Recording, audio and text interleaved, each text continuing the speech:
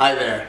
I am the Holy Pastor, and I teach people how to live the holy way because apparently I'm pretty great, and I do it with a little bit of humor because also apparently I can be silly sometimes, which just adds to my holiness and greatness. And with this video, I hope to start a series along with you, showing you how to start a neighborhood group the holy way. Now, why would anyone want to start a neighborhood group, let alone starting a neighborhood group the holy way, you might ask? Well, thanks for the layup question. Never mind the fact that I have never made a layup shot in basketball in my life. I mean, look how short I am. But it's still an easy question for me. As Pathak and Runyon, the authors of The Art of Neighboring, ask, what if Jesus meant neighbor literally? You know, not just the Samaritan guy who lives far away, who you might meet once or probably never, and you just throw money at in some foreign mission nonprofit group, but your actual neighbor living right next to you, perhaps that you're even sharing a wall with. So because Jesus said it, there's probably no other good way to have a strong neighborhood or neighborhood group except the holy way. However, I have to say, and let's keep this quiet just between you and me, because I don't want St. Peter at the heavenly gates to hear that I have talked about secular things, but there are plenty of non-holy, secular reasons to have a strong neighborhood as well. As McKnight and Block, the authors of The Abundant Community, say, studies are quite clear that neighborhoods with good relationships reduce crime, poverty, loneliness, depression, and all sorts of other social ills. And they increase happiness, well-being, and community projects. And now that I'm saying all of those things out loud, it actually sounds like the secular reasons are actually holy reasons. So you know what? Let's tell St. Peter after all so that I can get into heaven without waiting in line. I'm even holier than I thought, which is great. Alright, so I'm not going to be doing all of these videos alone, and I want to introduce you to one of Charlton City United Methodist Church's resident experts on neighborhood groups, Nance Luscombe. She has about 300 holiness points, which is approaching the 500 needed for possible sainthood, so she is a great holiness resource. Thanks for joining us, Nance. Thanks for having me, John, but I'm really not much in the way of expert on neighborhood groups since I haven't started mine yet. Yes, and since you've confessed that, I should probably confess that I haven't started mine yet either, but we will just together be an example for all of those at home watching us through the movie screens that, with a little bit of teaching, my holy teaching in particular, anybody can learn. And so hint, hint, wink, wink to those of you at home, stick with me and you will go far. Now, speaking of my teaching, Nance knows this quite well, let me say, but sometimes I intimidate people with my pure awesomeness. And so I would love, instead of my explaining why neighborhoods are important, if you, a mere mortal, could share with us in your words why a neighborhood group and a strong neighborhood are important to you. Neighborhoods are great resources for ideas and friendship. I remember growing up in the 60s in a neighborhood 3 miles out of town, and the neighborhood was about a quarter of a mile, 4 houses in that quarter of a mile. And luckily they had children in them our ages, and we used to get together and play softball and kickball and football and sometimes hide and seek, and if the weather wasn't so nice, we sometimes played board games inside. It was a great resource for getting into town. Somebody would drive us in and another mother would bring us home. So it was really great to have somebody to count on. And a few times we called our neighbor at 8 o'clock in the morning to take us to school because we'd missed the bus. You can't get a better neighbor than that. Indeed, indeed.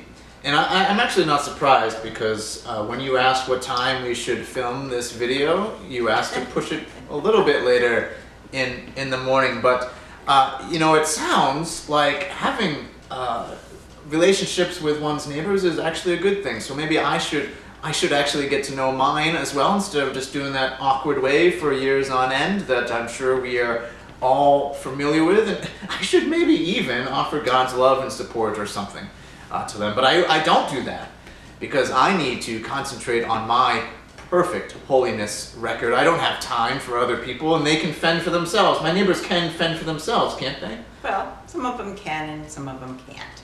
Let me tell you the story about one of our neighbors who technically wasn't in the neighborhood because he was across the main street, but he'd been in the hospital. And one of our neighbors did know him, and she was lining up food for him. His family lived in New Jersey, so he didn't have anybody around. And I volunteered for that, so one day I took food over to him and he asked what it was, and I said chicken, and he said put it in the freezer. He'd been getting a lot of chicken. So I said to him, well, what would you like? And he said, pizza. I like pizza. I said, okay, I make pizza. Next week, we'll have pizza. And it started a relationship for about 6 years, when we would, every week, we had pizza with him. And another night in the week, we might have something else. We might take him something else. We checked on him regularly. We took him to doctor's appointments, and I even took him to get his license, although he never drove again after that. I sent my son over to sleep on his couch to keep him company, and for 6 years, until our friend Leo passed away, we had a family close that we didn't have otherwise, and he was a grandfather to our sons. Wow, well, all of these experiences that you are sharing makes me think that you're like an actually good Christian disciple, and I have a long way to go to be the holy pastor that I claim to be. My goodness. I just want to remind you, though, that no one is supposed to out-holy me on my own show. Jeez. But while I regain my composure a little bit here, I noticed that you and I and your husband behind the camera are sitting here all alone in your living room. And I'm sure it's just because all of your neighbors are out working or shopping, and when they come home, this will be a hopping place, right? Well, no. Remember, I told you I hadn't started my neighborhood group yet. I have some great ideas. Luckily, COVID prevented me from doing anything because I'm sort of an introvert, and I have a hard time knocking on a door and saying, hey, come over to my house. So I haven't started, but I'm going to ask God for a push, and this summer we're on our way. Well, that's excellent, and you know, I did forget for a little while there. I have a terrible memory, which is why I need a script that I'm throwing away when I don't need it anymore. But actually, there was a reason why I wanted us to start these videos before we actually began our own neighborhood groups, and it's because, introvert or not, COVID or not, there are always obstacles that get in the way of our doing what we know and feel like we should do. Getting to know our neighbors and extending God's love to them. And so I want you at home to be reassured if you feel awkward in getting to know your neighbor, if you feel like a little bit of a Jehovah's Witness knocking on the door to say hello, that's okay. We are not exactly experts ourselves. We don't want you to feel inferior or inadequate in any way. There are plenty of challenges that we have run into as well. We have some things to learn. Now, I've always thought that holiness is about having the exact right answer all of the time, but I have learned that actually part of holiness is admitting that we don't know what we're doing. So we will talk a little bit about neighborhoods. We won't always have Nance with us. We might have some other members of the church with us, to talk about why neighborhoods and neighborhood groups are important to us, what a neighborhood is, who is our neighbor, and then show in real time, perhaps, how our groups are going or not going, as the case might be, so that you can join along with us to see the challenges and the joys that you might encounter in strengthening your neighborhood and starting your own neighborhood group.